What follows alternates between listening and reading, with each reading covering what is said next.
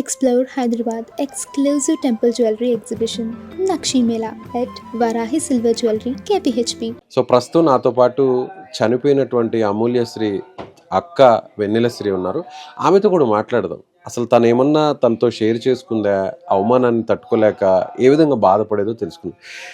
ఏం జరిగిందమ్మా, అసలు ఏం చెప్పేది, తను ఎందుకు అంత అఘాయిత్యం చేసుకోవాల్సిన పని? తన ఫుటేజ్ తీసుకున్నాక తనకి ఎక్కడెక్కడో కలిసి ఫుటేజ్ని చూపిస్తా, ఇంట్లో చూపిస్తా, నా మీద పెట్టిన కేసు నువ్వు తీసేసేయాలి, నాకు జాబులు ఎక్కడ రావట్లేదు, నీ కేసుల వల్ల నాకు ఎక్కడ జాబ్ వచ్చినా కూడా నాకు కేసు చూపిస్తున్నారు, నువ్వు కేసు తీస్తావా నేను చంపేయాలా, లేదంటే నీ ఫుటేజ్ ఇన్స్టాగ్రామ్లో అప్లోడ్ చేస్తా, అందరికీ వైరల్ చేస్తా, ఇన్స్టాగ్రామ్ వాట్సాప్ అందరికీ పంపించేస్తాను, లేదంటే నువ్వు చచ్చిపో అని హరాజ్ చేసి 6 months బ్యాక్ చెప్పింది. ఇంట్లో చెప్పేసరికి ఇంట్లో వచ్చి చెప్పింది, నాకు కూడా షేర్ చేసుకుని నాతోటి ఏడ్చింది చాలాసేపు.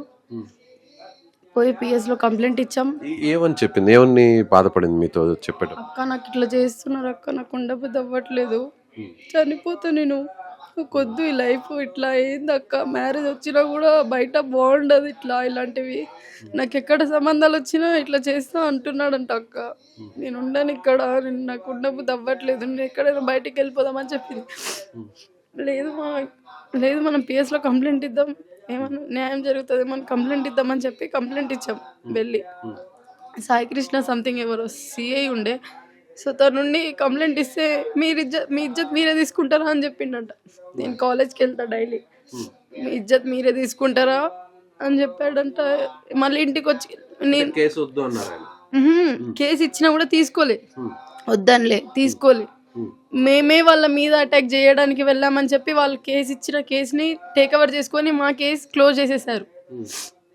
మా కేసు క్లోజ్ చేసేసి మా చెల్లి బాగా ఏడ్చింది ఇంటికి వచ్చి. మళ్ళీ పిఎస్కి వెళ్ళాం, ఎందుకు కేసు తీసుకోవట్లేదు, మా చెల్లికి మళ్ళీ కోర్టు నుంచి కాల్ వచ్చింది, నీకు కోర్టు ఉందమ్మా, మీరు కోర్టుకి రావాలి, మీ మీద ఇట్లా పవన్ రమేష్ మీ మీద తిరిగి కేసు పెట్టారా? మా మీద మళ్ళీ ఏమని పెట్టారు? ఇప్పుడు అన్యాయం జరిగింది మీకు, మేము కొట్టామని చెప్పి కేసు పెట్టారు. ఆ టైంలో నేను కాలేజ్, నేను మమ్మీ చెల్లి కొట్టామని చెప్పి కేసు పెట్టారంట వీళ్ళని, మా పక్కింటి వాళ్ళని. ఎవరైతే ఆ వీడియో షూట్ చేశారో తను మా చెల్లి వెళ్ళి చూసేలోపు తను పారిపోయింది ఇక్కడ నుంచి. ఈవినింగ్ మా చెల్లి కాల్ చేసి ఏడ్చింది, అక్క నాకు ఇట్లా అయింది అని చెప్పి. నేను కాలేజ్లో ఉన్నా, కాలేజ్లో ఫోన్ చేసి ఏడ్చింది. అయితే నేను సాయంత్రం వచ్చి మాట్లాడతాను. మమ్మీ ఏమో వర్ధమాన్ కాలేజ్లో ఉంటుంది, వర్ధమాన్ కాలేజ్లో కొంచెం మొత్తం ఫ్లోర్ని చూసుకుంటుంది, ఫ్లోర్ అక్కడ పనిచేస్తూ ఉంటుంది. అక్కడ కాల్ వచ్చింది, మమ్మీకి కాల్ వచ్చి, మమ్మీ పోలీస్ వాళ్ళకి కాల్ చేసి చెప్పింది ఇట్లా ఉందంట సార్ అంటే కూడా రాలే, పోలీస్ వాళ్ళు రాలేదు. మళ్ళీ ఈవినింగ్ మేము వచ్చాము, అడిగాము ఎందుకు ఇట్లా చేస్తున్నారు మీరు అని చెప్పి, కంప్లైంట్ ఎందుకు ఇవ్వడం లే అని అడిగితే మేమే కొట్టామని చెప్పి పిఎస్లో కంప్లైంట్ ఇచ్చారు. ఇప్పుడు అన్యాయం జరిగింది మీకు, ఆడవాళ్ళు పోలీసులు మీ వైపు ఉండకుండా అటువైపు ఎందుకున్నారు? అంటే మీదేమన్నా మిస్టేక్ ఏమన్నా ఉందా? ఏం లేదు సార్, మేము పిఎస్లో కంప్లైంట్ ఇచ్చాం, మేము పిఎస్లో కంప్లైంట్ కూడా ఇచ్చాం, మాది తీసుకోకుండా వీళ్ళదే టేక్ ఓవర్ చేస్తారు. ఎప్పుడు మీరు అడగలేదా మరి? అడిగాం సార్, గట్టిగా అడిగినందుకే మా చెల్లికి లేడీ కానిస్టేబుల్, ఆమె పేరు సంథింగ్ ఏమో ఉంది, అరుణ లేడీ కానిస్టేబుల్, తను కొట్టడానికి వెళ్ళింది. సాయికృష్ణ సిఐకి అడిగింది మా చెల్లి, నా కేసు తీసుకోకుండా తన కేసు ఎట్లా తీసుకుంటారు మీరు, నేను ఒక ఆడపిల్ల, నేను అన్యాయం అయిపోతున్నా కూడా మీకు పట్టింపు లేదా సంథింగ్ అడిగితే ఇట్లా లేడీ కానిస్టేబుల్ కొట్టడానికి వచ్చిందని చెప్పి మళ్ళీ ఈవినింగ్ వచ్చి ఇంట్లో బాధపడింది. ఇట్లా మళ్ళీ ఇట్లానే జరుగుతుంది, నేను కంప్లైంట్ ఏమి ఇవ్వనని చెప్పింది, చాలాసార్లు హరాజ్ చేస్తున్నా చెప్పి కూడా కంప్లైంట్ ఇచ్చాం, అయినా కూడా పట్టించుకోలేదు. లేదు చెల్లి మీదనే కంప్లైంట్ ఇచ్చేవాళ్ళు. మా చెల్లి డైలీ కోర్టుకి వెళ్ళేది, ఎప్పుడు పడితే అప్పుడు కోర్టుకి వెళ్ళేది, వీక్లీ వన్స్ అన్నా మంత్లీ వన్స్ వెళ్ళేది. ఎంతకాలం నుంచి జరుగుతుందమ్మా ఇలా? 2 years నుంచి, 2 ఏళ్ళు, ఒక 2 years నుంచి జరుగుతుంది సార్ ఇది. 2 years నుంచి మా చెల్లి ఇట్లా భరిస్తూ తట్టుకోలేక ఆత్మహత్య చేసుకుంది సార్. ఆత్మహత్య చేసుకునే ముందు లేఖ రాసిందంటారు. అవునవును, నాకు పోలీస్ వాళ్ళ మధ్యలో న్యాయం లేదు, నాలాంటి ఆడపిల్లలు ఎవరికి న్యాయం చేయరు, నేను బ్రతకను, నాకు బాగా ఇబ్బంది పెడుతున్నాడు, నేను ఉండను మమ్మీ సారీ అక్క అని రాసి వాళ్ళ ఫ్యామిలీకి వదలకండి, నాకు పోలీస్ వాళ్ళు న్యాయం చేయాలని చెప్పి రాసింది. ఉరి వేసుకొని కిచెన్లో మేము పండుకున్నాం. మేమిద్దరము మార్నింగ్ నుంచి ఈవినింగ్ వరకు బయటనే ఉన్నాము. ఈవినింగ్ టైంలో షాపింగ్కి వెళ్ళి ఇంటికి వచ్చాము. లెగ్స్ పెయిన్స్ వస్తున్నాయని చెప్పి నేను పండుకున్నా. షాపింగ్‌కి వెళ్ళి చాలా అలసిపోయామని చెప్పి ఇద్దరం. తను కూడా హెడేక్ వస్తుందంటే టాబ్లెట్ తెచ్చుకున్నాము. వచ్చేటప్పుడు టాబ్లెట్ తెచ్చుకొని టాబ్లెట్ వేసుకుంది. మళ్ళీ నైట్ ఆకలైతుందంటే కొంచెమే రైస్ ఉండే. దాన్ని ఫ్రైడ్ రైస్ చేసి ఇద్దరం కలిసి తిన్నాం. తిని నేను ఇట్లనే లెగ్స్ పెయిన్ వస్తుందని పండుకున్న. కూలర్ 1 మీద ఉండి నైట్ 1 మీద పెట్టాను కూలర్ సౌండ్.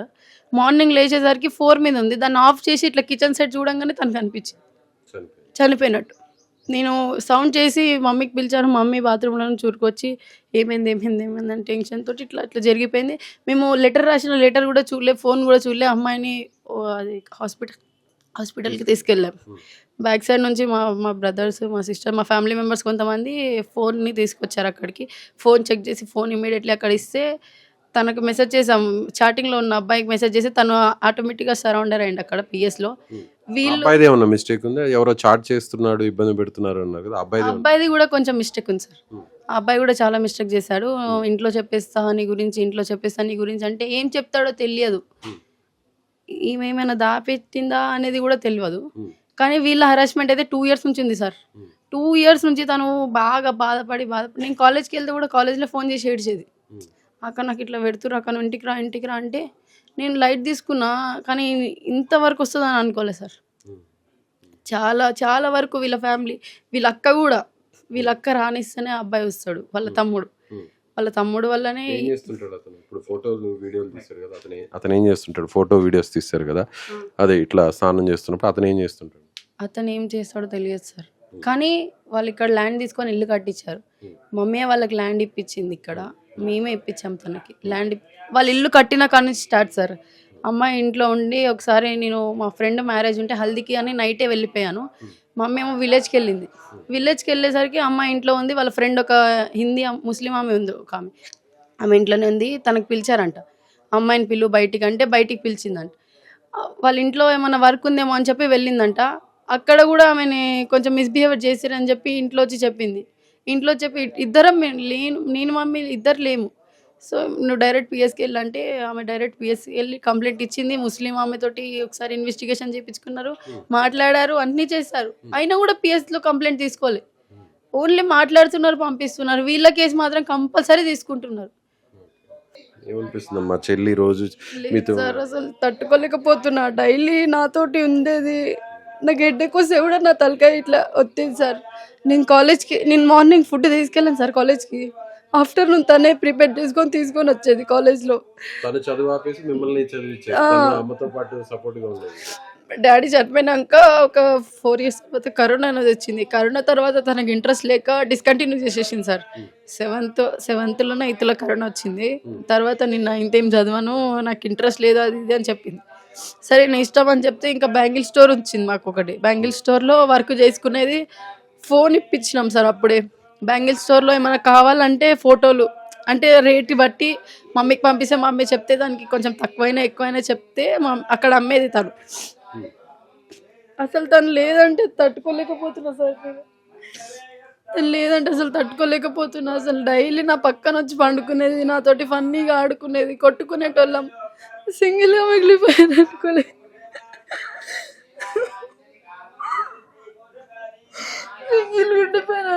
సార్ నేను అసలు సింగిల్గా ఉండిపోతాను అనుకోలేదు. ఒక్కదాన్ని ఉండిపోయాను.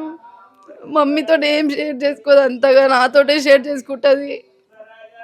ఏం కావాలన్నా నాకు మమ్మీకి నేను తనకే చెప్తాను సార్. ఎక్కువ మమ్మీ దగ్గర నేను ఎక్కువ అమౌంట్ అడగాను, తనకే అడుగుతా. తనే ఎక్కడి నుంచైనా తీసి నాకు ఇచ్చేది. నాకు ఇచ్చేది చిన్నదైనా కూడా మిమ్మల్ని చదివించేది. అంటే నేను ఎక్కడైనా బుక్స్ తీసుకోవాలన్నా కూడా మమ్మీకి కొంచెం షుగర్ బీపీ అనేది ఉంది. తన దగ్గర అడిగినా కూడా పైసలు అమౌంట్ ఇవ్వాలి మమ్మీ అంటే చూస్తా ఇచ్చేది. మమ్మీ కూడా ఇచ్చేది, కానీ మమ్మీకి ఎక్కువ ప్రెజర్ పెట్టేదాన్ని కాదు. చెల్లి దగ్గర అడిగేదాన్ని, చెల్లి ఇచ్చేది. తన కబోర్డ్లో ఉన్న అమౌంట్ మొత్తం తీసి ఇచ్చేసేది సార్. నేను ఇప్పుడు ఇంటర్ అయిపోయింది, టీటీసీ రాశాను. టీటీసీలో కూడా క్వాలిఫై అయ్యాను. నెక్స్ట్ వెరిఫికేషన్కి వెళ్ళాలి ఇప్పుడు. అంటే నెక్స్ట్ phase 1కి వెళ్దాం అనుకునేలోపు ఇట్లా. ఒంటరిగా ఉన్న మహిళల్ని ఇలా అందరూ చిన్న చూపు చూస్తారు, అవమానిస్తారు. పోలీస్ స్టేషన్లో కూడా మీకు న్యాయం జరగలేదు, అవమానించారు. సో ఎవరో ఒకరు ఉండుంటే ఈ పరిస్థితి వచ్చుండేది కాదు. మీరు ఫైనాన్షియల్ గా స్ట్రాంగ్ గా ఉంటే ఈ పరిస్థితి వచ్చుండేది కాదు. మంచి ఇల్లు ఉంటే ఈ పరిస్థితి వచ్చుండేది కాదు. తన ప్రాణం పోయిండేది కాదు. దానిపై ఇగో ఇక్కడ కాలనీలో ఫస్ట్ ఆఫ్ ఆల్ ఇక్కడ నాలాంటి అమ్మాయిలకి కాలనీలు ఉండొద్దు సార్. ఫస్ట్ ఆఫ్ ఆల్ ఉన్నా కూడా సరౌండింగ్లో ఉన్న వాళ్ళు మంచి వాళ్ళు అయి ఉంటేనే ఉండాలి. ఇలాంటివి జరుగుతున్నాయి అంటే కాలనీ ఇమీడియట్లీగా ప్లేస్ చేంజ్ చేయాలి. ఫస్ట్ ఆఫ్ ఆల్ అసలు ఉండొద్దు సార్ ఇక్కడ ఉంటే అమ్మాయిలకు న్యాయం జరగదు. ఫస్ట్ ఆఫ్ ఆల్ ఏ అమ్మాయికి ఇక్కడ అని కాదు, ఎక్కడ కూడా అమ్మాయిలకు న్యాయం లేదు సార్.